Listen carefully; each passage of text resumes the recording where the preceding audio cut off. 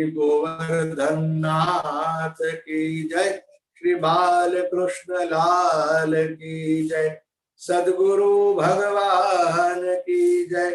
ओम नमः पार्वती पतये, हर हर महादेव। आइए अब हम भागवत कथा का आरंभ करेंगे। हमारा हर रोज का नियम है, भागवत कथा के पूर्व हम लोग थोड़ा कीर्तन करते हैं। पहले कीर्तन कर ले, उसके बाद कथा।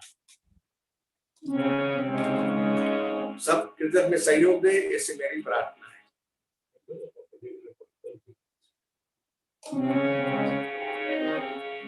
कृष्ण गोविंद गोविंद गोपाला, कृष्ण गोविंद गोविंद गोपाला, कृष्ण गोविंद गोविंद गोपाला, गोविंद गोविंद गोपाला, भज गोविंद गोविंद गोपाला, भज गोविंद गोविंद गोपाला, भज मुरली मनोहर नंदलाला, भज मुरली मनोहर नंदलाला, कृष्ण गोविंद गोविंद गोपाला, भज मुरली मनोहर नंदलाला, भज मुरली मनोहर नंदलाला, भज मुरली मनोहर नंदलाला, भज मनोहर भज मुरली मनोहर नंदलाला, भज मुरली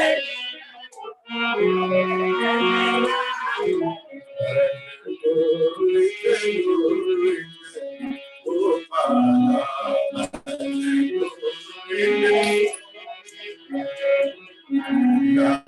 भज गोविंद गोविंद गोपाला, भज गोविंद गोविंद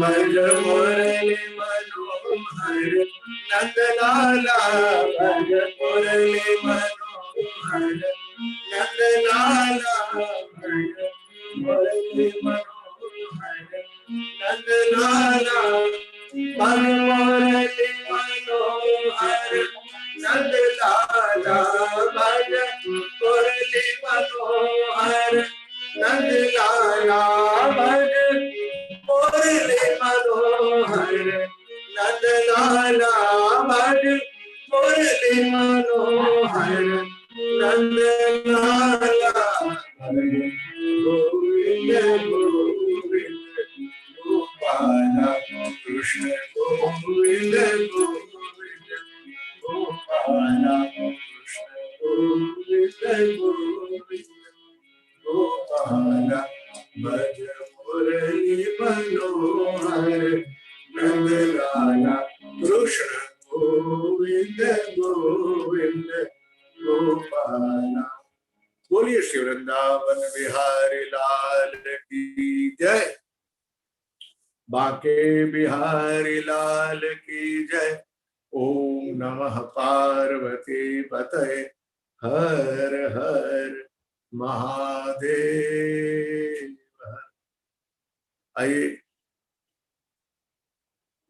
अब समय है श्रीमद् भागवत कथा के 11वें स्कंद की चर्चा करने का, किंतु उसके पूर्व एक सूचना मैं आप सबको देना चाहता हूं।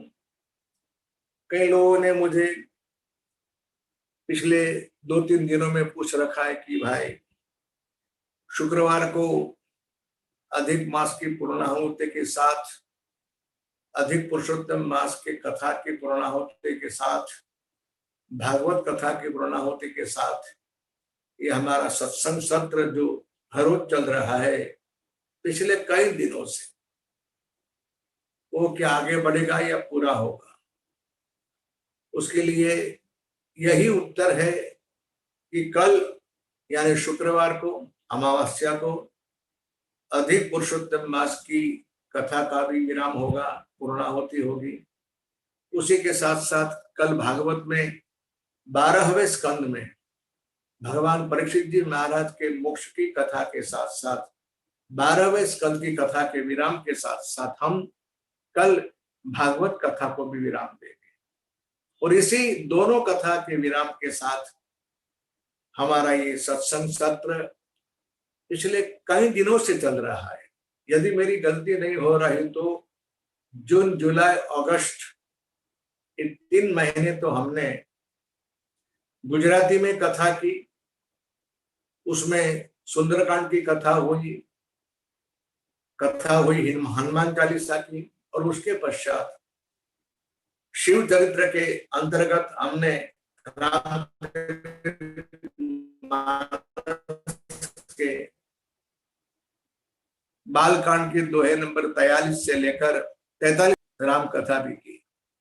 और पिछले करीब करीब 1 महीने से यानी 18 सितंबर से, जब से अधिक पुरुषोत्तम मास शुरू हुआ, तब से हमने अधिक पुरुषोत्तम मास के महात्म्य और अधिक पुरुषोत्तम मास के निमित्त भागवत सुनना चाहिए, ये शास्त्र के विचार के साथ साथ हमने भागवत कथा भी आप सबको सुनाने का प्रयास किया मास पारायण के रूप में। और ये सत्र समझो जब से शुरू हुआ है 28 मई से लेकर जून, जुलाई, अगस्त और सितंबर की 18 तारीख तक एक चलेगा, यानी कल इस सत्र का विराम होगा। किंतु कई लोग का ये प्रश्न भी है मेरे पास कि अब जो नवरात्रि आएंगे, शारदीय नवरात्रि, उसमें कुछ विशेष प्रोग्राम है क्या? मुझे आपको वो प्रोग्राम के बारे में ना कहने में संकोच तो हो रहा है, किंतु एक अच्छे समाचार भी है, गुड न्यूज भी है, खुशखबरी भी है। वो आपको मैं सुनाऊं, उससे अच्छा होगा कि आप लोग जिनसे मुख से सुनने के लिए, दर्शन के लिए भी आतुर रहते हो और बार बार पूछते रहते हो, ऐसे जो खुद किस्मत या खुद भगवान भाग्यशाली व्यक्ति है, उससे मुख से आप इस खुशखबरी सुनिए और उसके पश्चात हम भागवत कथा का आरंभ करेंगे। अब ये खुशखबरी आपको दे रही है मेरी धर्मपत्नी हर्षा जी, उससे आपको समझेगा। जय श्री कृष्ण। सुनाई दे रहा है? कंप्लीट बेन તમારો અવાજ આવી રહ્યો છે। Okay okay okay. जय श्री कृष्ण, सिया जय श्री राम राम, जय सिया राम, जय भगवान। सबको मेरा प्रणाम। और सब आप लोग मुझे बोल रहे थे कि आप नहीं दिखते हो, आप नहीं दिखते हो, तो मैंने कहा देखा देखी तो हो ही जाएगी, मगर थोड़ा बातचीत भी कर ले। तो आप लोगों ने सबने अधिक मास बड़ी श्रद्धा पूर्वक से किया, भगवान बहुत प्रसन्न हुए और आप लोगों की जो नवरात्रि की इच्छा है वो पूर्ण होने जा रही है, मगर एक नहीं तो दूसरे स्वरूप से। शास्त्री जी पाठ करवाएंगे, मगर उनकी वीडियो जो लोनावाला में शिलुभाई द्वारा पाठ हुआ था, उसकी वीडियो का यूट्यूब में प्रसारण होगा और उसकी लिंक आप सभी को कल मिल जाएगी। तो आप यथाअवकाश यानी अपने अपने समय अनुसार उस पे पाठ कर सकते हैं। तो ये खुशखबरी देनी थी और आप सबसे बात करनी थी। कल फिर मिलेंगे, लिंक देंगे आप सबको और आशा करते हैं कि आप सभी नवरात्रि में रामचरितमानस का श्रद्धा पूर्वक पाठ करेंगे। जय सिया राम, जय श्री कृष्ण।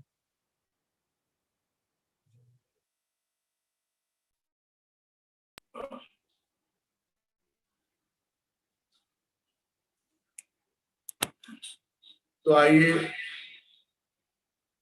हम पुनः अपने प्रवाह में प्रवाहित हो।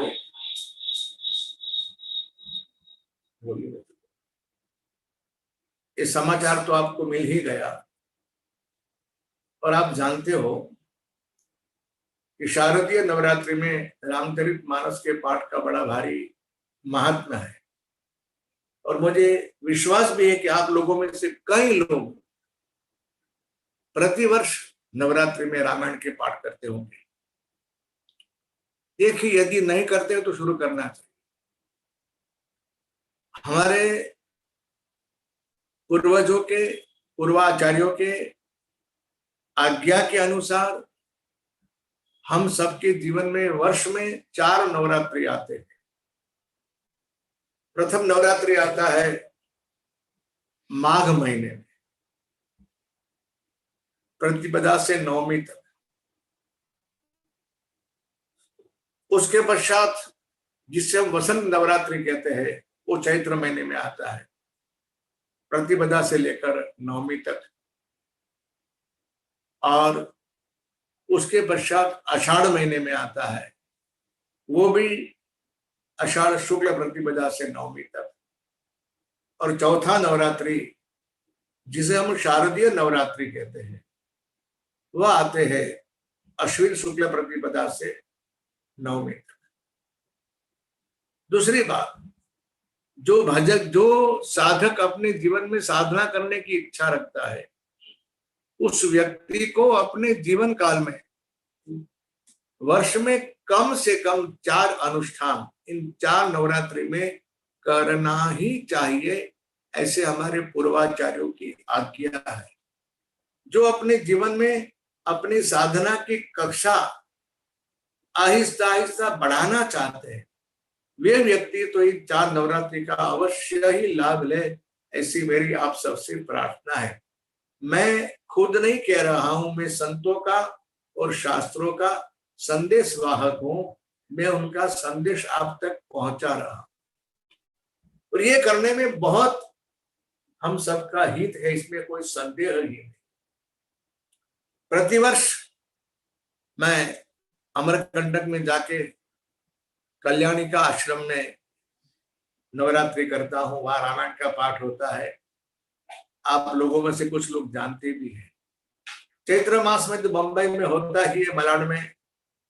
और चैत्र मास का तो ये शायद 26 का हमारा 26वां वर्ष था। 25 साल हमने पिछले साल पूरे किए और प्रतिवर्ष एक क्रम चलता है और बहुत लोग इस वसंत नवरात्रि में, चैत्र नवरात्रि में आके हमारे साथ में विपुल संख्या में, यानी 400-500 लोगों की संख्या में आके सब पाठ करते हैं। रामचरितमानस के पाठ की बड़ी भारी महिमा है नवरात्रि में करने की। ये शक्ति की उपासना का पर्व है। हमें भगवान राम ने खुद नवरात्रि में माँ की उपासना करके रावण वध के लिए प्रभु ने शक्ति प्राप्त की थी। और हमारे जीवन का जो रावण है वो हमारा मोह है, उसकी निवृत्ति के लिए, उसे मारने के लिए, उस पर विजय पाने के लिए, मोह और माया से मुक्त होने के लिए हमें भी नवरात्रि में रामायण जी का पाठ करना चाहिए।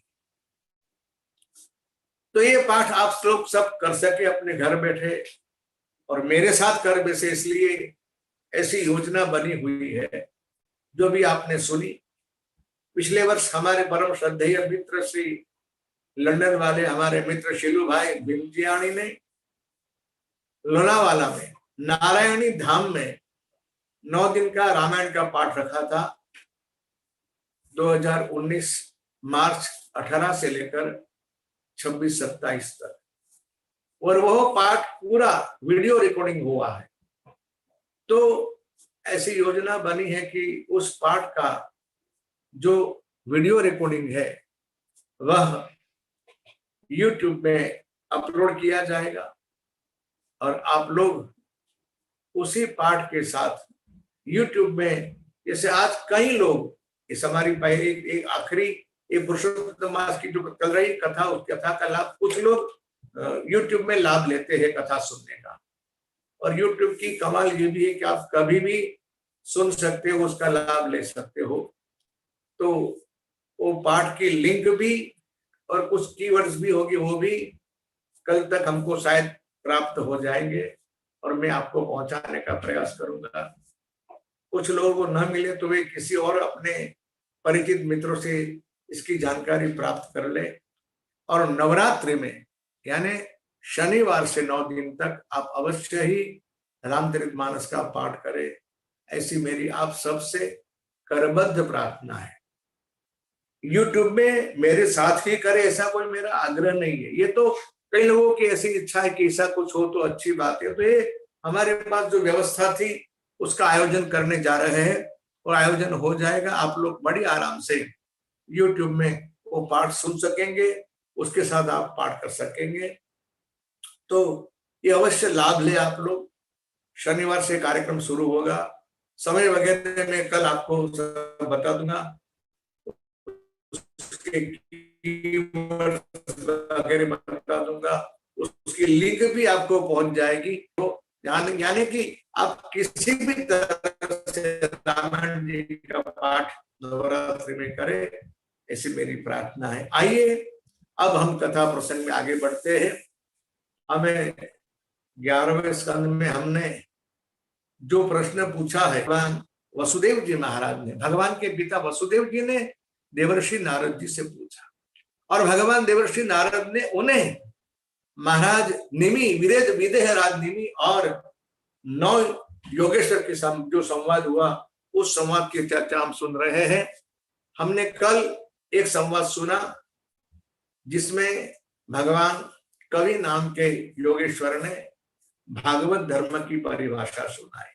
अब राजा दूसरा प्रश्न पूछते हैं, वो प्रश्न भी सुने, उसका उत्तर भी सुने, किंतु आप 1-2 मिनट के लिए भगवान नाम का आश्रय कर लेंगे, उसके बाद कथा का मैं आरंभ करूंगा। गोपाल राधे कृष्ण गोविंद गोविंद, गोपाल राधे गोपाल राधे कृष्ण गोविंद गोपाल राधे कृष्ण गोपाल राधे कृष्ण गोविंद गोविंद गोपाल राधे गोविंद गोविंद राधे गोविंद राधे गोविंद गोविंद राधे गोविंद गोविंद राधे गोविंद गोविंद राधे गोविंद गोविंद राधे गोविंद गोविंद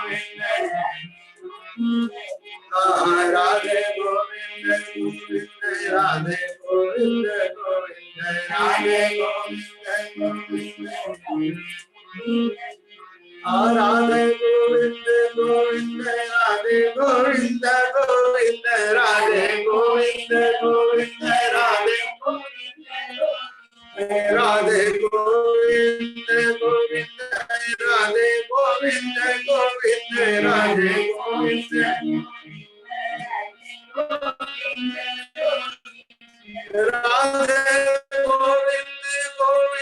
राधे गोविंद गोविंद राधे गोविंद गोविंद राधे गोविंद राधे गोविंद गोविंद राधे गोविंद गोविंद राधे राधे गोविंद गोविंद राधे गोविंद गोविंद राधे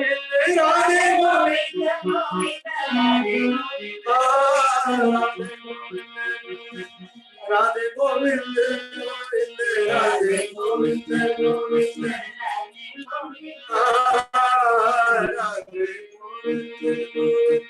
राधे गोविंद गोविंद राधे गोविंद गोविंद राधे गोविंद गोविंद राधे गोविंद गोविंद राधे गोविंद गोपाल राधे कृष्ण गोविंद गोविंद गोपाल राधे कृष्ण गोपाल राधे कृष्ण गोविंद गोविंद गोपाल राधे गोविंद गोविंद राधे राधे गोविंद गोविंद राधे गोविंद गोविंद राधे गोविंद गोविंद राधे गोविंद गोविंद राधे वृंदावन बिहारी लाल की जय, श्री बांके बिहारी लाल की जय। ओम नमः पार्वती बतये हर हर महादेव। राजोवाच अथ भागवतं ब्रूत यद्धर्मो यादृशो नृणाम् यथा चरति यद्ब्रूते भगवत्प्रिय। बहुत सुंदर चर्चा है, चर्चा बड़ी सारगर्भित है और मैं तो आशा करता हूं कि आप लोग बड़े श्रद्धा और आदर पूर्वक इस प्रसंग की चर्चा सुन रहे हैं। मैंने आपसे पहले ही कहा कि भागवत में 11वें स्कंद की बड़ी भारी महिमा है। यो कहें कि 11वें स्कंद के ऊपर आप शायद नहीं मानेंगे लेकिन सत्य है। महाराष्ट्र में भगवान के एक लाडले भक्त हो गए पैठण में, जिसको महाराष्ट्र की काशी कही जाती, उसमें भगवान के लाडले भक्त हुए। आपका नाम है एकनाथ महाराज। क्या कहूं मैं उनके बारे में, याद नहीं आ रहा है मैंने आपसे कहा कि नहीं कहा, लेकिन यदि कहा होगा तो दूसरी बार, नहीं कहा हो तो आप सुन लीजिए। वे भागवत के प्रकांड विद्वान थे, भक्त तो थे ही, एकनाथ जी महाराज भक्त तो थे ही, किंतु भक्त के साथ साथ विद्वत्ता भी उनकी इतनी असीम थी जिसकी कोई सीमा नहीं। मैंने कहीं पढ़ा है, मुझे याद आ रहा है उनके बारे में। ये संदर्भ रहा कि भागवत जी की पोथी की जो यात्रा निकलती है ना, आप लोग जानते हो पोथी यात्रा, आरंभ में ही और अंत में भी। उसका एक कारण तो ये भी है कि कुछ लोग ऐसे होते हैं कि जो भागवत कथा में समय निकालकर नहीं पहुंच सकते, नहीं सुन सकते, भागवत की कथा के, भागवत जी की पोथी का दर्शन भी नहीं कर सकते। वैसे लोगों के लिए ये भागवत जी की पोथी यात्रा, जाकि ये पोथी सारे गांव में फिरे तो कुछ न कुछ उसके दर्शन भी तो कर सकते। भागवत जी के महात्म्य में ऐसा लिखा है, तेनेयं वाङ्मय मूर्ति प्रत्यक्षा वर्तते हरि ही वाङ्मय स्वरूप है। और इसके दर्शन करने से, इसके हमें पाप से निवृत्ति मिलती है। सेवनात् श्रवणात् पाठात् दर्शनात् पापनाश। ये हमारे रोम रोम में पहुंच जाए तो उसको कहते हैं सेवा, सेवा सेवनात्। पाठ करे, और भागवत जी में तो स्पष्ट लिखा है महात्मा में कि भाई पूरे अध्याय का पाठ न हो सके तो एक श्लोक का पाठ करे। अब मैं आज से आगे क्या कहूं, ऐसा लिखा है एक श्लोक का पाठ न करे तो आधे श्लोक का, और आधे श्लोक का भी पाठ न हो तो भागवत जी के किसी एक पद का, श्लोक के एक पद का पाठ करे। अब इससे आप बताए कितनी महत्ता दिखाई भागवत जी के पाठ। इसलिए जिस किसी व्यक्ति के घर में भागवत जी का ग्रंथ है वो समझ लीजिए कि हमारा घर परिवार धन्य है, और हमारे घर में भागवत गीता रामायण जी होने ही चाहिए, ये मेरी आपसे प्रार्थना है। उसके दर्शन भी कीजिए, और संभव हो तो, संभव ना हो तो संभव कीजिए, लेकिन भागवत जी कथा अपने घर में पढ़िए, बहुत सुख मिलेगा। मैं ये नहीं कह रहा हूं कि धन संपत्ति मिलेगी, ये नहीं कह रहा हूं।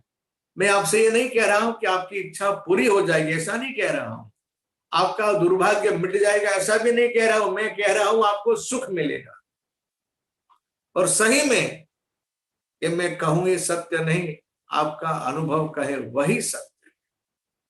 इस ग्रंथों में ऐसा तत्व है रामायण भागवत गीता जी में ऐसा सामर्थ्य है, भगवान स्वयं उसमें विराजमान है, साक्षात प्रभु की वांग्मय मूर्ति है। मैंने शायद आरंभ में आपसे कहा है, भगवान की प्रतिमा दो प्रकार की होती है, भगवान स्वरूप दो प्रकार के होते हैं, एक अर्चा विग्रह होता है और दूसरा जो है भगवान का वांग्मय स्वरूप यानी शब्दमय देह, जिसे विग्रह कहते हैं, वाणीमय शब्दमय। भागवत जी, रामायण जी, गीता जी, ये भगवान का वांग्मय स्वरूप है और इसकी पूजा चंदन अक्षत पुष्प से नहीं करनी, इसकी पूजा गान और श्रवण से। अब अपने घर में रामायण जी का पाठ कीजिए, गीता जी का पाठ कीजिए, भागवत जी का पाठ कीजिए, भागवत कथा सुनिए, आपको बहुत सुख मिलेगा। सुख यानी क्या, वो भी आपकी समझ में अपने आप आ जाएगा पाठ करेंगे तो। हमारी इच्छाओं की पूर्ति ये सुख नहीं है, ये हमारी सबसे बड़ी भूल है। हम सबका अनुभव है, कई बार हम ऐसी इच्छा करते हैं कि इच्छा पूर्ति के लिए हम बहुत प्रयास करते हैं, इतना प्रयास करते हैं जिसकी कोई सीमा नहीं, किंतु हम उस प्रयास में असफल ही रहते हैं। और तब तो आहा, जब इतना प्रयास करने के पश्चात सफलता नहीं मिली तो हम इतने नाराज हो जाते हैं, इतने रुष्ट हो जाते हैं भगवान के ऊपर कि आपने हमारी इतनी इच्छा पूरी नहीं की, जैसे हम बड़े भगवान के भक्त ना हो ऐसे। लेकिन नहीं, ये भी हमारा अनुभव है, कुछ दिनों के बाद या कुछ महीनों के बाद या कुछ लंबे समय के बाद अपने आप ये बात हमारी समझ में आ जाती है कि जिस इच्छा पूर्ति का हमारे मन में आग्रह था वो नहीं हुआ सो अच्छा। ऐसा क्यों? क्योंकि हम अपने प्रारब्ध को नहीं जानते हैं। हमारे प्रभु हमारी सारी इच्छा नहीं पूरी करते, कि आप समझ लेना, जिसमें हमारा हित हो यही भगवान हमारी इच्छा पूरी करते। राम नाम कलि अभिमत दाता, हित पर लोक लोक पितुमार। रामचरित मानस की नाम वंदना में भगवान नाम का महिमा बताते हुए तुलसीदास जी महाराज लिख रहे कि राम नाम कलि अभिमत दाता। इस कलयुग में भगवान का नाम अभिष्ट देने वाला, अभिमत दाता यानी अभिष्ट। अब जानते हो अभिष्ट यानी क्या? जिसमें हमारा हित हो वही भगवान करेंगे। उसकी समझ में आया ना आए, हाँ संतों की समझ में आते हैं। जिस किसी वैष्णव का भजन खूब है, जिस किसी वैष्णव के चित्त में सत्संग के माध्यम से विवेक की प्राप्ति हुई है, उस व्यक्ति को यह बात समझ में आ जाती है। अभिष्ट यानी जिसमें हमारा हित हो। अभिष्ट यानी क्या? मैं यदि आपको दृष्टांत के माध्यम से समझाने का प्रयास करूं तो दृष्टांत ऐसा है कि एक बार एक व्यक्ति पैदल यात्रा करते हुए जा रहा था। पुराने काल की कथा है, वार्ता ही समझ लीजिए ना। ग्रीष्मकालीन दिन थे, बड़ी गर्मी पड़ रही थी और चलते हुए जाते हुए थक गया था। गर्मी की वजह से प्यास लगी थी, दोपहर का समय हुआ, भूख भी लगी थी। उसके पास तो कुछ था नहीं और ऐसा स्थान चलने का आया, वहां कहीं छाया ही नहीं। इतने में बहुत दूर तक एक छाया दिखाई दी। जब छाया दिखाई दी ना, उसके पैरों में जोर आ गया, दौड़ता हुआ भागता हुआ उस वृक्ष की छाया पाने के लिए उसकी ओर आगे बढ़ा। और जब गया तो छाया के बीच, छाया को छत्र छाया में आकर इतना प्रसन्न हुआ, हाश हुआ। हाश, छाया तो कम से कम मिली। लेकिन आप जानते हो ना, शास्त्रों का सूत्र है, रामायण जी का सूत्र है, मनुष्य का स्वभाव ऐसा ही है, जिमि प्रति लाभ लोभ अधिक आए। जैसे जैसे लाभ बढ़ेगा ना, वैसे वैसे लाभ लेने का लोभ भी बढ़ेगा।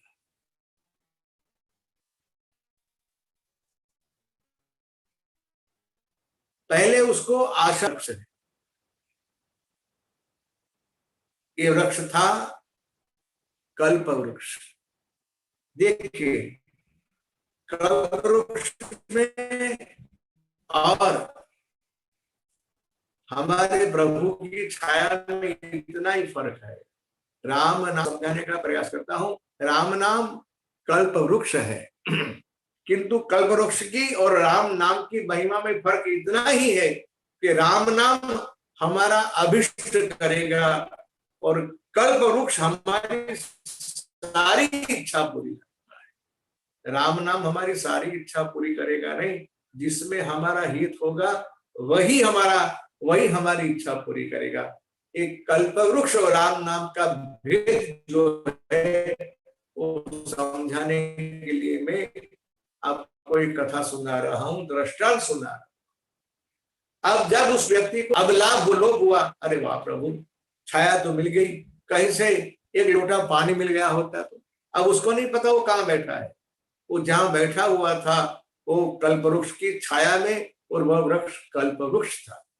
कल्प वृक्ष की महिमा यह है कि आप कल्प वृक्ष के नीचे खड़े होकर जो मन में इच्छा करेंगे वो आपकी इच्छा पूरी हो जाए। बस कल्प वृक्ष और नाम में यही भेद है। कल्प वृक्ष मन में आए हुई सारी कल्पनाओं की पूर्ति करता है, लेकिन नाम भगवान का जो है वो कल्प वृक्ष होते हुए भी हमारी वही इच्छा पूरी करेगा जिसमें हमारा हित है। जिसमें हमारा हित नहीं है वह इच्छा, भगवान का नाम हमारी इच्छा पूरी नहीं करेगा। कथा को सुनिए तो आपको बात बिल्कुल ठीक समझ में आ जाए।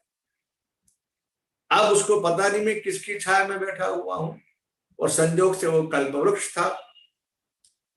आंखें बंद करके बैठा था, ठंडी हवा का लाभ ले रहा था। उतने में जब आंख खुली ना तो उसके सामने एक पानी का मटका रखा हुआ था, शीतल जल। आहा, अरे सोचा वाह छाया मिली, जल की इच्छा हुई, जल भी मिल गया।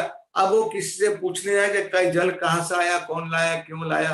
अब उसको तो प्यास लगी थी, उठा ली, वो लोग मटकी उठा ली और बड़े प्रेम से अपने आप ने जल पिया। कुछ जल बचा उसने रख दिया वहां, तृषा शांत हो गई। अब दूसरी इच्छा हुई, अरे वाह अब तो भूख भी लगी है, 2 रोटी खाने को मिल जाए, प्रभु बड़ी कृपा हो जाए। अब उसे पता नहीं क्या हो रहा है सब। वो था कल्प वृक्ष के नीचे, इसीलिए एक थाली में 2 रोटी और सब्जी भी उसके पास आ गई।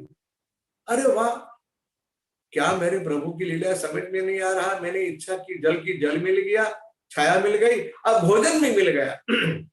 अब तो थोड़ा मूर्ख है, किसी को पूछ के जाए किसने लाया, कहां से आया, क्यों लाया। उसने दोनों रोटी प्रेम से खा ली, अपना पेट भर गया, संतुष्ट हो गया, जल पी लिया, बड़ी मजा आ गई। भूख भी शांत हुई, तृषा भी शांत हुई और छाया भी। लेकिन अन्न का स्वभाव है, अन्न पेट में जाएगा ना तो अन्न आलस्य लाता है। अब मन में विचार आया, एक खटिया हो और उसके ऊपर लेटा हूं, आहा ये ठंडी हवा चल रही है, जल भी पिया, भोजन भी पाया, खटिया भी मिल जाए तो सोने की कितनी मजा आ जाए। बस इस विचार करने की बात थी, मन में संकल्प उठा, खटिया भी हाजिर हो गई, गोली बिछाई हुई थी, उसके ऊपर दरी बिछाई हुई थी, खड़ा हुआ और लेट गया। देखिए प्यास की इच्छा पूरी हुई, भूख की इच्छा पूरी हुई, अब सोने की इच्छा पूरी हुई। जैसे ही लेटा ना तो मन में सोचा मैं मूर्ख हूं क्या, मैं जंगल में सोया हुआ हूं और यहाँ तो कोई भी व्यक्ति नहीं, वस्ती भी नहीं है किसी प्रकार की। और यदि कहीं से इस जंगल में बाघ आ जाए, शेर आ जाए और मुझे खा जाए तो। जैसे जल मिला, जैसे अन्न मिला, जैसे खटिया मिली, वैसे ही शेर भी मिला और गया। मैं समझता हूं कि आप लोग मेरे कहने का भाव समझ गए। हाँ, भगवान के नाम का जो कल्प वृक्ष है, रामचरितमानस जो कल्प वृक्ष है, उसकी छाया में बैठे हुए व्यक्ति को छाया मिलेगी, जल मिलेगा, अन्न मिलेगा, पलंग मिलेगा, आराम मिलेगा, लेकिन आपको शेर आके खा जाएगा नहीं, क्योंकि उसमें आपका अभिष्ट नहीं।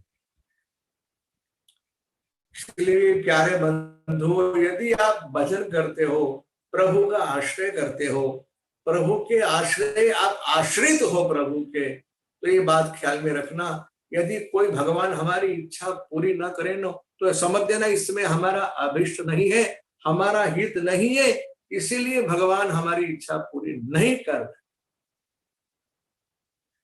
भगवान का नाम भी कल्प वृक्ष ही है, राम नाम कलि अभिमत दाता। ये कलयुग में तो भगवान नाम का बड़ा भारी प्रचार है, भगवान के नाम का ही आश्रय है, भगवान का नाम ही साक्षात प्रभु का स्वरूप है। आइए समय हुआ तो कुछ देर के लिए हम भगवान नाम का कीर्तन कर लेंगे, उसके बाद कथा प्रसंग में आगे बढ़ेंगे।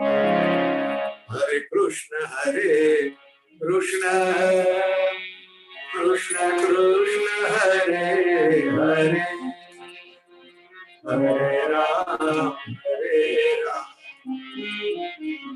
राम राम हरे हरे, हरे कृष्ण कृष्ण कृष्ण हरे हरे, हरे राम राम राम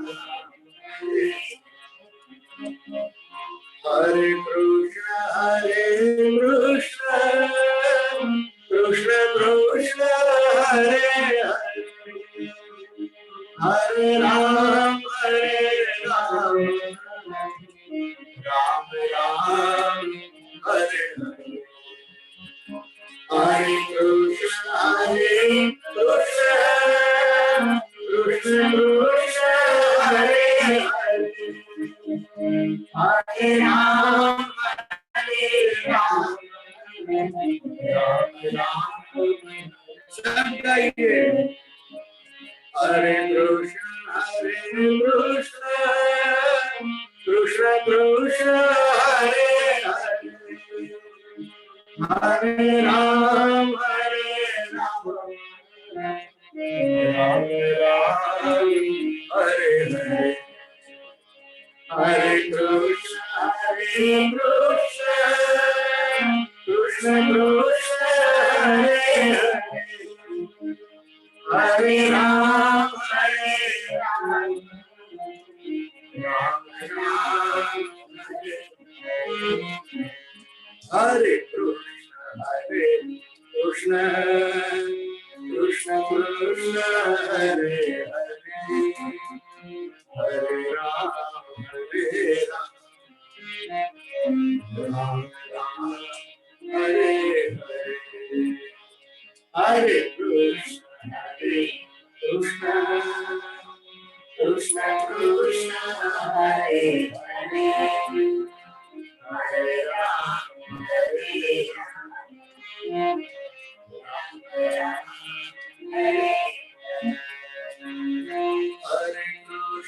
हरे कृष्ण कृष्ण कृष्ण हरे हरे, हरे राम राम राम हरे हरे, हरे कृष्ण कृष्ण कृष्ण हरे हरे, हरे राम राम राम हरे कृष्ण कृष्ण कृष्ण हरे हरे, हरे राम राम राम हरे हरे, हरे कृष्ण कृष्ण कृष्ण हरे हरे कृष्ण कृष्ण कृष्ण हरे हरे, हरे राम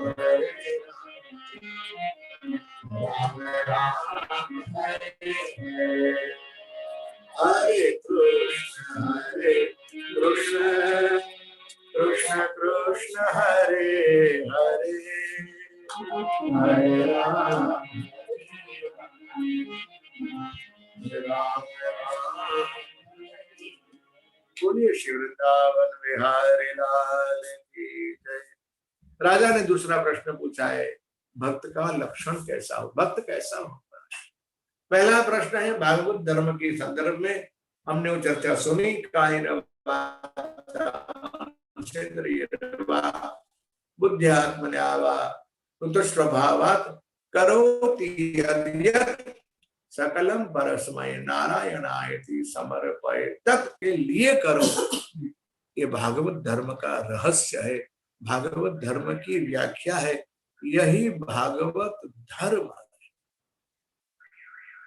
अब इस धर्म का जो आचरण करने वाला व्यक्ति है उसे कहते हैं भक्त। वो भक्त का व्यवहार कैसा होता है, उसकी मान्यताएं कैसी होती है, उसकी साधना के, उसका जीवन कैसे होता है। राधा ने प्रश्न पूछा, अथ भागवतम् ब्रूत यद्धर्मो यादृशो नृणाम् यथा चरति यद ब्रूते यर्लिंग भगवत प्रियः। हे गुरुदेव, आप ये कृपा करके बताइए कि भगवत भक्त का लक्षण कैसा होता है, वो मनुष्यों के साथ कैसा व्यवहार करता है, कैसा आचरण करता है, क्या बोलता है, उसके क्या लक्षण होते हैं। अब तुलना कीजिए आप अपने आप की इस कथा को सुनकर। कभी कभी हमारे दिमाग में भूत आ जाता है कि हम भगवान के भक्त हैं। कुछ लोग तो ऐसे बोलते हुए मैंने सुना है कि हम भगवान के बड़े भारी भक्त हैं। अरे तेरी भली होता है। और सही में वो होता है भक्त संसार का, काम का, क्रोध का, लोभ का, मोह का। सुन लीजिए भगवत भक्त की व्याख्या, उसका अर्थ, और तुलना कीजिए अपने साथ उसकी, और यदि इसमें कुछ कमी है तो उसकी पूर्ति के लिए हम प्रयास भी करें। हरिर्वाच, नव योगेश्वर में जो हरि नाम के दूसरे योगेश्वर है उन्होंने इसका उत्तर दिया है। राजा ने 9 प्रश्न पूछे और 9 प्रश्न का उत्तर 9 योगेश्वर में दिया है। पहले भागवत धर्म के बारे में प्रश्न पूछा, उसका उत्तर दिया कवि नाम के योगेश्वर ने। दूसरा जो प्रश्न पूछा उसका उत्तर दे रहे हरि नाम के योगेश्वर। यो समझो साक्षात वे स्वयं हरि ही है। संत और भगवंत में, गुरु और भगवान में यदि आपकी भेद बुद्धि रहे तो आपकी साधना या आपकी समर्पितता में सफलता नहीं मिलेगी। इस श्लोक तो हम रोज गाते हैं ना, गुरु हो साक्षात परम। गुरु में मनुष्य भाव रखना उचित नहीं, ऐसा सब शास्त्रों का, सब संतों का कहना है। हाँ, ये बात बिल्कुल जरूर है, गुरुकरण करने में बिल्कुल जल्दबाजी नहीं करें, क्योंकि पछताने की बारी आएगी। और मैं तो हमेशा कहता रहता हूं, मेरा विचार नहीं है, मैंने कहा ना, मैंने अपने जीवन में कुछ संतों को आदर्श बनाया है। कुछ संतों की बात मुझे बहुत पसंद है। वो संतों के जो गण है, संत गण जो है, उसमें एक संत बाबा रामसुख दास जी महाराज जी, वे तो स्पष्ट कहते हैं गुरुकरण की आवश्यकता ही नहीं। वो अपने अपने स्तर से बोलते हैं। उनकी बात गलत नहीं है, उनकी बात सही नहीं है ऐसा मैं नहीं कह सकता, क्योंकि उनका स्तर बड़ा अलग सा स्तर है। वो इसलिए कहते हैं कि गुरु, और इसका देखिए इसका अर्थ क्या है, जब तक गुरु पंचमहाभूत के शरीर में है तब तक उस शरीर में कमी या दोष तो रहेंगे और रहेंगे। ये समस्या हमारी है कि हम उनमें दोष देखते हैं, कमी देखते हैं। हमारे दिमाग में एक फॉर्मेट बन गया, एक फ्रेम बन गई है, संत ऐसा होना चाहिए, गुरु ऐसा होना चाहिए। ये हमारी गलती, हमारी भूल। हमारे विचार के अनुसार गुरु ऐसा हो ये जरूरी नहीं। संत कभी कभी तो आप शायद मानेंगे नहीं, लेकिन ये सत्य है। संत कभी कभी, सच्चे संत जो होते हैं, वे निर्लेप रहने के लिए, असंग रहने के लिए ऐसा नाटक भी करते हैं कि आपको भी बताएंगे कि हम कामी है, क्रोधी है, लोभी है, संसार में फंसे हुए, लेकिन अंदर से बिल्कुल सावधान रहे।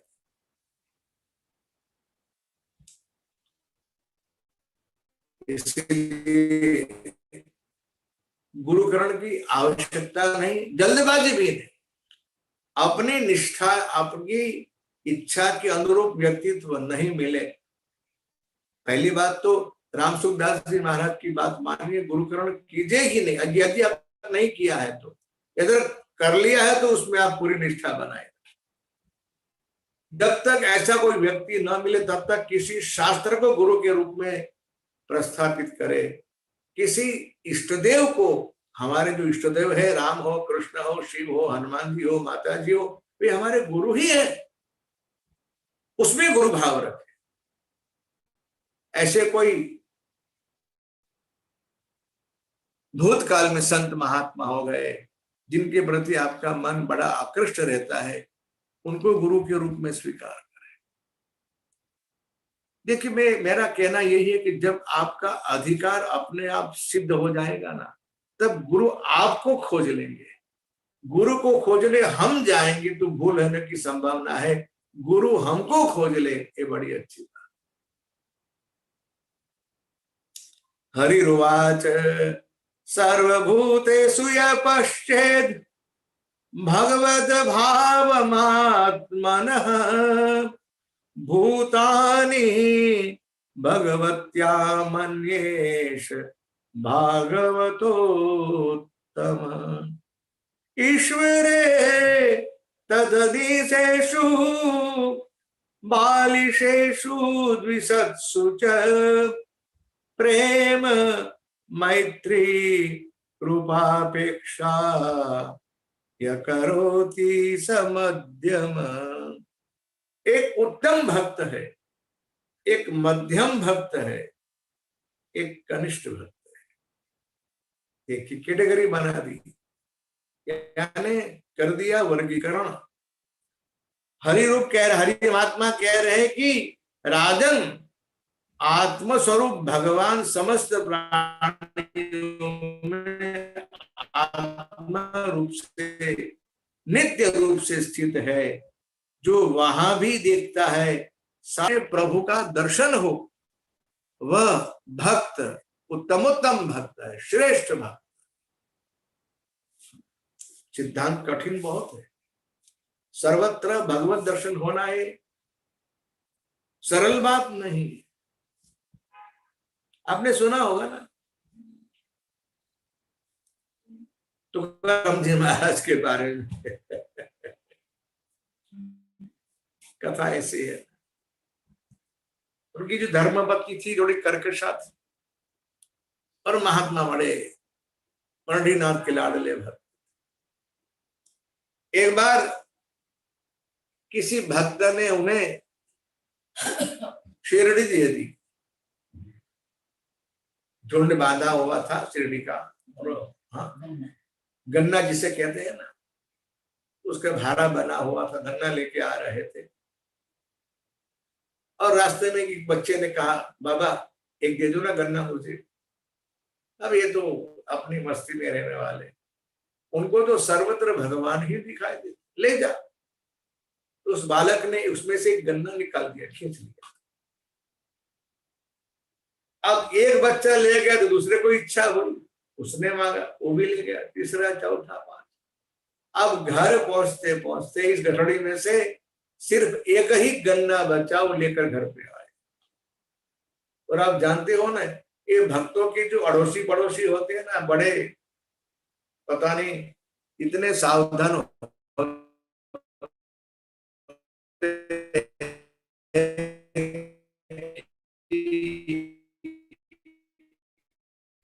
वे भक्त के घर में पागल है, इसलिए कितने सारे गन्ने उसको दिए थे, लेकिन बांटते बांटते घर आ रहा है तो उसके पास एक बच्चा है। अरे अपने घर में बच्चे हैं, बच्चे तू भी हो, खुद भी एक ऐसा पागल है।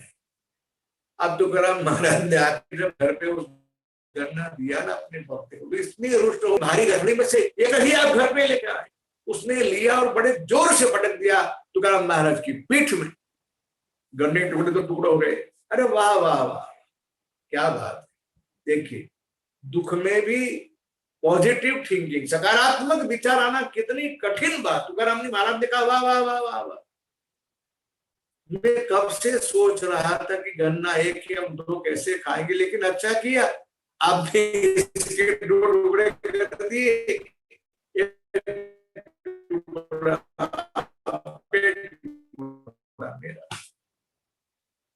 एक भक्त के लिए ही संभव है जिसकी दृष्टि सर्वत्र भगवतमय हो गई।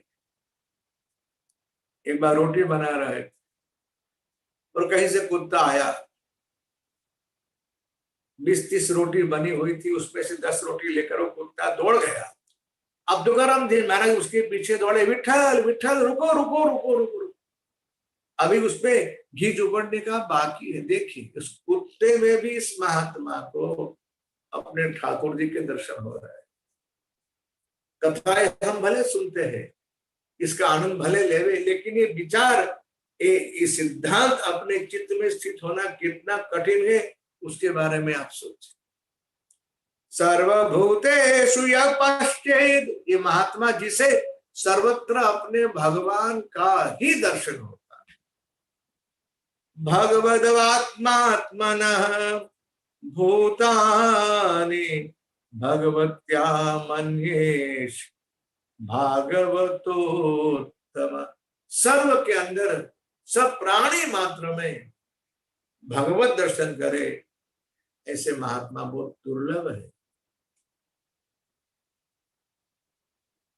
सातव सम, रामचरित मानस में भगवान ने नवधा भक्ति सुनाई मां शबरी को, तब प्रभु ने सातवीं भक्ति की चर्चा की है। सातव सम मोहिमय जग देखा, और मोते संत अधिक करी लेखा। सातव सम, जिसकी बुद्धि में समत्व आ गया हो, जिसकी बुद्धि में समत्व आया हो, वही व्यक्ति सर्वत्र भगवान का दर्शन कर सकता है। सातव सम मोहिमय जग देखा, मोते संत अधिक करी। मुझसे ज्यादा संत को आदर है, मैं नहीं, संत ही भगवान है। ये भगवान का कहा हुआ सत्य है। रामत अधिक राम कर दास, ये भी अकाट्य सत्य है।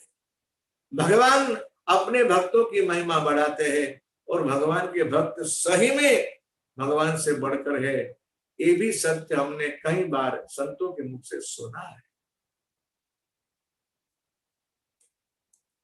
सातव सम मोहिमय जग देखा, और मोते संत अधिक करि देखा। अब दूसरे, ईश्वरे तददेशु बालिशेषु द्विषत्सु, प्रेम मैत्री कृपापेक्षाय करोति समध्यम। भगवान हरि भगवान कह रहे हैं कि भाई, जो भगवान के भक्त से, भगवान से प्रेम करता है, वो भगवान के भक्तों से मित्रता करता है। और भगवान के मित्र, भगवान के भक्तों के साथ मैत्री बनाकर अपने आप को रखता है, वह मध्यम है, मध्यम कोटि का भगवत भक्त है। इतना ही नहीं, जो भगवान की अर्चा, भगवान के विग्रह की पूजा, दूसरे लोगों की विशेष पूजा वगैरह करता रहता है, वो साधारण श्रेणी का भगवत भक्त है। यानी भगवत दर्शन सर्वत्र करना बहुत कठिन बात होते हुए भी जो भगवान का लाडला भक्त है ना, ये सब कर सकता है। इसलिए भगवत भक्ति की जो ये बात है, वो भगवत भक्तों के लिए बड़ी सुलभ है।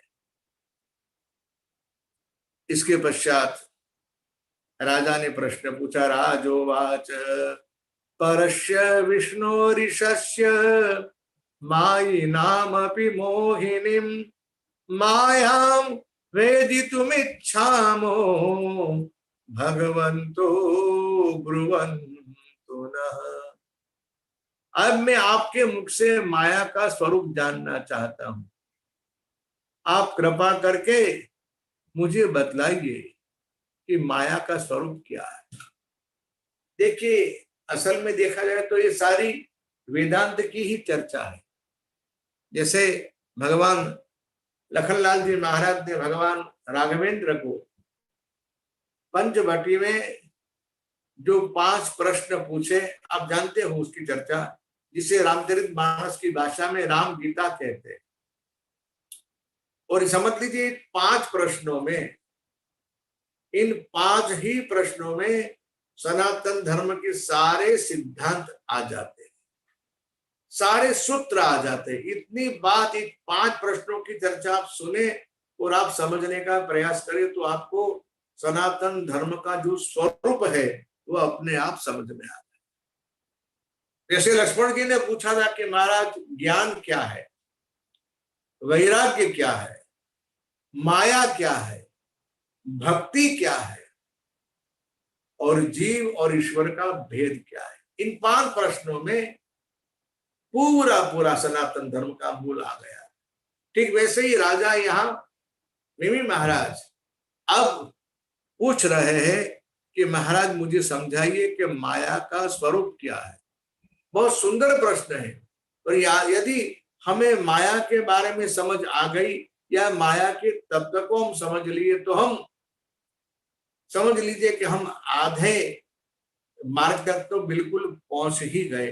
क्योंकि एक बार समझने के बाद, उसका स्वरूप देखने के बाद हमारे चित्त की ये स्थिति हो जाती है कि हम उससे बच सकते हैं। अब सुने ध्यान से, कुछ बातें ऐसी होती है कि जो हम वाणी से समझा नहीं सकते, शब्द के माध्यम से उसकी प्रस्तुति नहीं कर सकते हैं। उसे शास्त्रीय भाषा में कहते हैं अनिर्वचनीय, कि जो वचन के माध्यम से समझाने का चाहे कितना भी प्रयास किया जाए वो बात समझा सकते नहीं, हाँ समझ ही सकते हैं। ऐसा ही भगवत तत्व के बारे में भी है और ये माया के बारे में भी। माया भी अनिर्वचनीय है। माया को हम स्पष्ट रूप से समझा नहीं सकते, हाँ समझाने का प्रयास अवश्य करेंगे। और मैं तो आपसे यही कहूंगा कि आप सत्संग की बातें और भगवत कथा बार बार सुनते रहिए। देखिए, बार बार सुनने से लाभ ये होगा कि आपकी समझने की जो क्षमता है ना, वो आहिस्ता आहिस्ता बढ़ेगी, आपकी कक्षा बढ़ेगी। और जैसे आपकी कक्षा बढ़ेगी वैसे ही आपकी उस कथा को समझने की क्षमता बढ़ेगी। और जैसे कथा आपको समझ में आ जाएगी तो कुछ बात समझ में आने के बाद कुछ प्रश्नों का अस्तित्व अपने आप मिट जाता है। इसको मैं आपको समझाने का यूं प्रयास कर सकता हूं। पहले मेरी बात को आप सुनिए, समझने का प्रयास कीजिए। कभी कभी अध्यात्म के बारे में, धर्म के बारे में, भगवान के बारे में, माया जीव आदि के बारे में हमारे चित्त में, हमारे मन में कई प्रश्न उठते हैं और उसका समाधान हम पाना चाहते भी है। लेकिन उसका समाधान तब मिलेगा, कब मिलेगा? बहुत सुंदर सूत्र दिया रामचरितमानस में, जब बहुकाल करिय सत्संग, जब बहुकाल करिय सत्संग, तब ही होई सब संशय भंगा, तब ही होई सब संशय। देखिए, आपको समझने की इच्छा है तो आपको कुछ न कुछ एक बात तो माननी ही पड़ेगी। उत्तराखंड की चौपाई, भगवान गरुड़ जी महाराज शिव जी के पास आए और उन्होंने कहा कि महाराज मुझे भगवान की बात समझ में नहीं आई कि भगवान राम को एक नन्हा सा राक्षस अपनी माया से बंधन में कैसे बांध सकता है जब भगवान नाग पास बंधन की लीला करते हैं। तब नारद जी से पूछा, ब्रह्मा जी से पूछा, नारद जी ने भेज दिया ब्रह्मा जी के पास, ब्रह्मा जी ने भेज दिया शिव जी के पास। अब भगवान शिव जी उन्हें समझाने के बगैर उनको भेज रहे काकभूषण जी महाराज के पास। जब कई जगह हम भटकेंगे ना तो हमको वो बात, ओ हमारा प्रश्न कितना महत्व का है, उसका उत्तर कितना महत्व का है, वो बात समझ में आए। और भगवान शिव जी ने गरुड़ जी महाराज से कह दिया कि महाराज मैं आपको समझाऊं उससे अच्छा होगा कि आप पक्षी हो ना, तो पक्षी की बात आप समझ सकते हो। मैं आपको ऐसे स्थान में भेजता हूं कि जहां नित्य सत्संग होता है। देखिए आपको आश्चर्य होगा, लेकिन ये सत्य है। आज भी इस कलयुग में भी मैंने अपनी आंखों से उन स्थानों की मुलाकात ली है कि जहां हर रोज सत्संग होता है। आपको आश्चर्य हो सकता है, लेकिन भले आश्चर्य हो, हर रोज कथा होती है। एक स्थान मैंने कच्छ में देखा था आज से 40 साल पूर्व, और वहां हर रोज कथा होती, हर रोज यानी नित्य दिन। एक स्थान मैंने देखा था वेरावल में, सोमनाथ के पास, वहां भी हर रोज राम कथा हो। 2 घंटे का समय निश्चित है, चाहे कितनी भी संख्या लोग आए, 1 आया 2 आए या 100 व्यक्ति आए। और मैं तो खुद वहां कथा करके घंटा आया, तो मैंने देखा है कि कई लोग वहां सत्संग में नित्य आते रहते, जिसको सत्संग की जिज्ञासा है, जिसे कुछ पाना है। और जहां हर रोज भगवान की कथा होती है, उस स्थान का प्रभाव भी कैसा हो। रामचरित मानस के उत्तरकांड में आप पढ़ेंगे, भगवान गरुड़ जी महाराज ने कहा कि जैसे भी आपके आश्रम की परिधि में आया तो मेरा संशय मोह सब जाता रहा। महाराज मुझे आश्चर्य है कि ऐसा कैसे हुआ। नाथ कृतार्थ भयउ में तब दर्शन खगराग, आय सुदेहु सो करो अब प्रभु आयु के। भगवान भूषुंड जी महाराज ने गरुड़ जी का स्वागत किया। गरुड़ जी महाराज ने कहा कि महाराज क्या कह रहे हैं, मैं इतना महान नहीं, महान तो आप खुद हो। देखिए एक व्यक्ति के चित्त में दीनता आती है। याद रखना, जैसे व्यक्ति के पास ज्ञान बढ़ता है ना, वैसे उसका अहंकार भी पुष्ट होता है, अहंकार भी बढ़ता है। लेकिन नहीं, यदि एक ज्ञान व्यक्ति के अंदर पाचन नहीं हुआ, वो पच नहीं गया, जैसे हम अन्न को पचाते हैं ना, वैसे ज्ञान भी हमारे अंदर परिपक्व होना चाहिए, पच जाना। ज्ञान के सूत्र यदि हमारे अंदर जब आत्मसात हो जाएंगे, तब व्यक्ति अपने आप निराभिमानी हो जाए। और जब तक किसी व्यक्ति में, ज्ञानी महात्मा में आपको अहंकार का दर्शन होता है, सब तक समझना कि अभी तक इस व्यक्ति के ज्ञान आत्मसात नहीं हुआ है, यहां भरा हुआ है। ज्ञान मस्तिष्क में भरा रहे वो अच्छी बात नहीं, ज्ञान तो हृदयस्थ होना चाहिए, आत्मसात होना चाहिए, तभी ज्ञान की महिमा है। इसलिए सत्संग ज्ञान, जब भगवत सत्संग कथा आप हर रोज सुनेंगे, शिव जी ने कहा जब बहु काल करिए सत्संगा, तब ही होई सब संशय भंगा।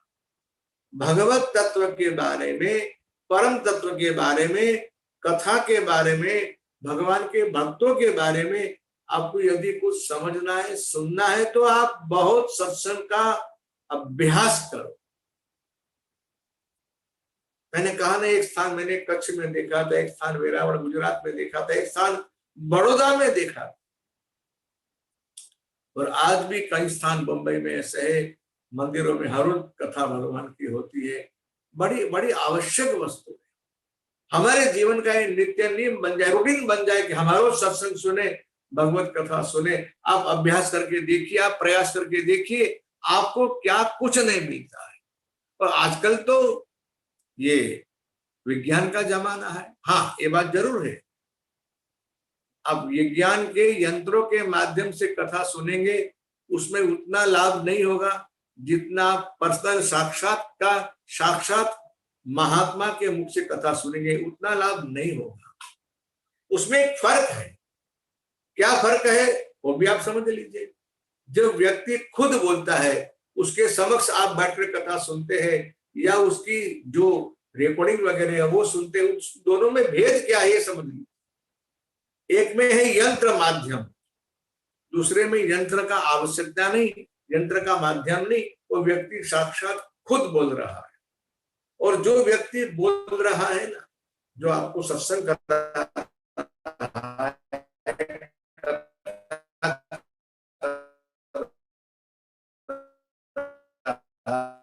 है, उपदेश दे रहा है, रहा हूं, वो ज्ञान उनके अंदर उतरे, आत्मसात हो, मेरा ज्ञान फलीभूत हो।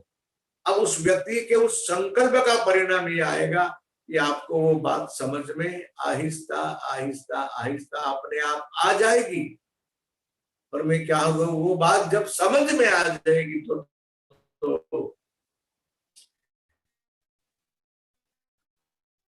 आपको क्या अनुभव होगा, क्या सुख मिलेगा। तो कुछ प्रश्न ऐसे होते हैं कि जो सूत्र बताया ना, जब बहुकाल करिए सत्संगा तब ही होई सब संशय भंगा। कई लोगों का, कई सत्संगियों का, कई श्रोताओं का ये अनुभव है कि इन्होंने वर्षों तक कथा सुनी, तो उनको लंबे अरसे तक कथा सुनने के पश्चात उनके सारे या कई प्रश्नों का समाधान उन्हें मिल गया। क्यों मिला? सुनते सुनते उनकी जो बुद्धि है इतनी विकसित हो जाती है। मैं आपको दृष्टांत के माध्यम से ये बात को समझाने का प्रयास करूं। एक नन्हे से बालक की उम्र थी 5-6 साल की, और उसने अपने माता पिता के ब्याह की वीडियो कैसेट देखी। अब उसका ध्यान बड़ा शार्प रहा, बड़ा तीव्र रहा। उसने अपने माता पिता की ब्याह की पूरी वीडियो देखी और उसने बिल्कुल सूक्ष्मता से ये देखा कि इस प्रोग्राम में हर कोई व्यक्ति है, मेरे माता पिता तो है लेकिन दादा दादी भी है, मौसा मौसी भी है, कोई बुआ भी है, हर एक व्यक्ति है, इसमें मैं ही नहीं हूं। अब इतना बड़ा प्रोग्राम हुआ, इतना बड़ा उत्सव हुआ और मैं नहीं, मेरी फोटो क्यों?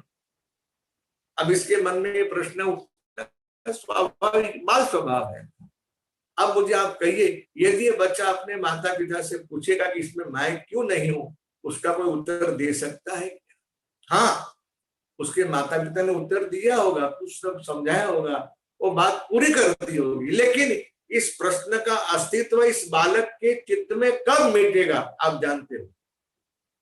जब उसकी बुद्धि की परिपक्वता अपने आप हो जाएगी, जब उसकी आयु 15 वर्ष के आसपास पहुंच जाएगी, तब उस बालक के चित्त में जो 5-6 साल की आयु में प्रश्न उठा था, उस प्रश्न का अस्तित्व ही मिट जाएगा। उसको ये बात समझ में आ जाएगी कि माता पिता के ब्याह में मेरी उपस्थिति हो सकती नहीं, मेरा अस्तित्व ही नहीं था।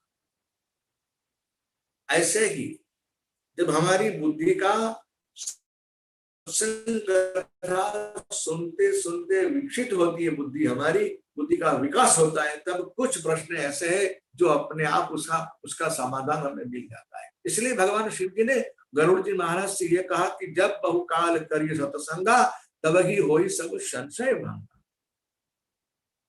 संतों महात्माओं की बात बड़ी विलक्षण होती है। इस महात्मा ने माया के बारे में प्रश्न पूछा है कि महाराज भगवान की माया क्या है, माया का स्वरूप क्या है?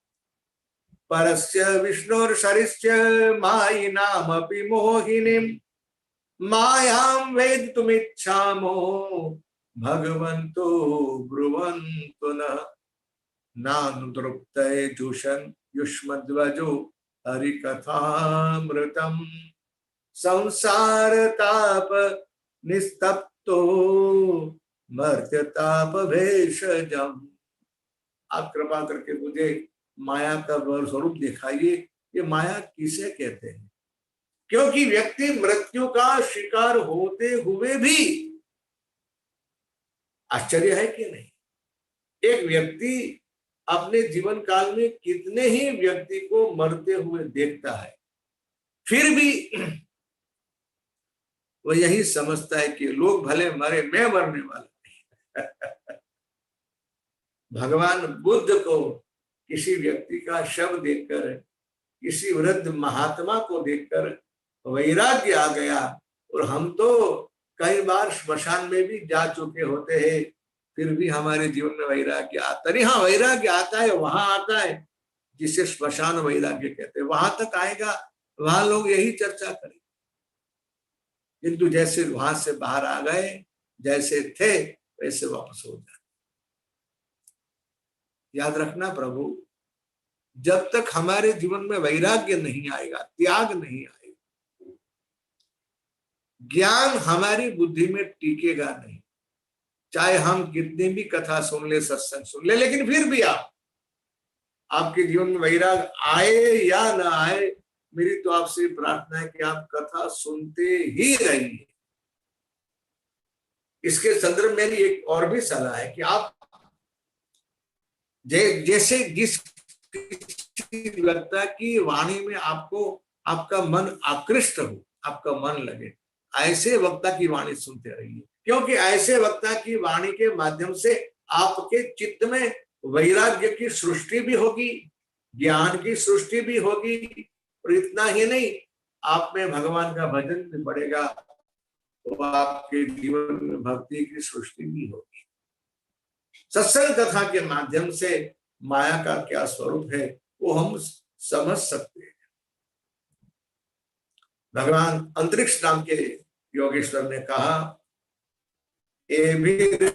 भूतानि भूतात्मा महाभूतैर महाभुज ससज्जुर्व्यक्तिवाचज्य स्वमात्रात्म प्रसिद्ध है।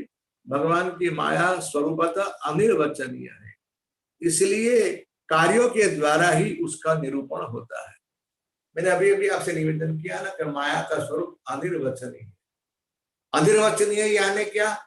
हम उसको वाणी के माध्यम से समझाने का चाहे कितना भी प्रयास करें, हाँ सुनते सुनते आपकी समझ में आ जाएगा, लेकिन माया का स्वरूप जो है वो सही में अनिर्वचनीय यानी शब्द के माध्यम से, वचन के माध्यम से हम समझा सकते हैं।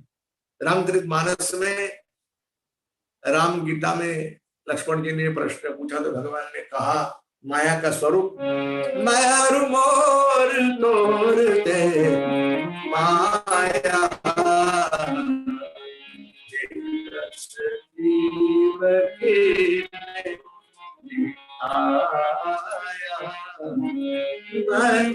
और तोरते माया यही बस जीवन काया गोचर जहाँ लगी मन